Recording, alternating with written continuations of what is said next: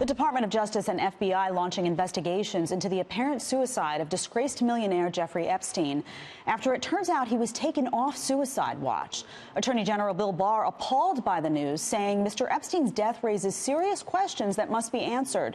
In addition to the FBI's investigation, I have consulted with the Inspector General. Joining me to react, former FBI Special Agent and U.S. Army Ranger Chad Jenkins. Chad, welcome to the show. Hey, thank you for having me. Obviously, this is a very compelling case to follow right now. Immediately, my first concern is, why was Epstein taken off of suicide watch? And apparently, in order to take someone off of suicide watch, they need to file a report. Will the FBI, will the DOJ be able to see that report to figure out why this man was taken off suicide watch so quickly? Well, to your point, I think everyone in America woke up yesterday just dumbfounded and horrified that Epstein was able to commit suicide, especially given that he attempted to commit suicide just a few weeks ago. And, you know, Inspector General will now investigate this because AG Barr did institute them to go ahead and start investigating, and answers need to be made of the questions that we have right now. It's unacceptable and it's ridiculous that Epstein was able to commit suicide and that he wasn't on suicide prevention or watch 24/7, given the validity and the prolific, high-profile case this is. Yeah, and I mean, I'm guessing he would have had to have been evaluated by a psychologist. Someone would have had to approved that this man be moved to an SHU, which is a special housing unit, from being on suicide watch. So I'm sure that will all come through in the investigation. Can you talk to me a little bit about the difference, though, between the supervision that happens when someone is on suicide watch versus the type of supervision that should be happening when someone is shifted over to an SHU facility? Are they still watched as closely? Is there a greater possibility that that person can do physical harm to themselves? Well, he was able to do that, so we're seeing that did happen.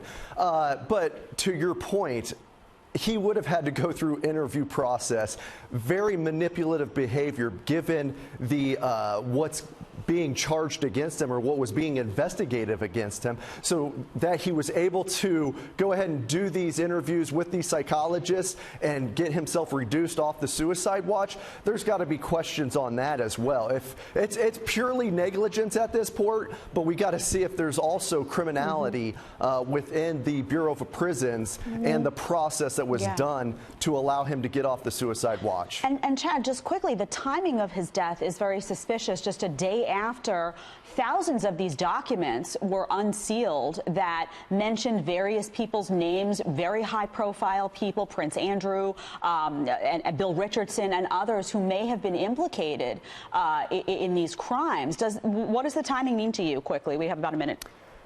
Yeah, I mean, I think it shows that the onion layers, the peels were coming off of the onion and getting to the core of the investigation, and that it was most likely going to generate legs. And it's frustrating. It's horrific. Unfortunate is not a big enough word to describe what the victims are having to go through now and endure, seeing that they're not going to be able to see him serve justice or have to go and be accountable for the horrendous actions that he did. That's where my heart goes out to. I'm disheartened and just completely saddened that they will not get to see him face to face and what a coward he was. Well, Chad, we really appreciate you being here. We're going to continue following this case, obviously, and obviously the victims should be everyone's priority. They certainly are mine. Thank you so much. Yep.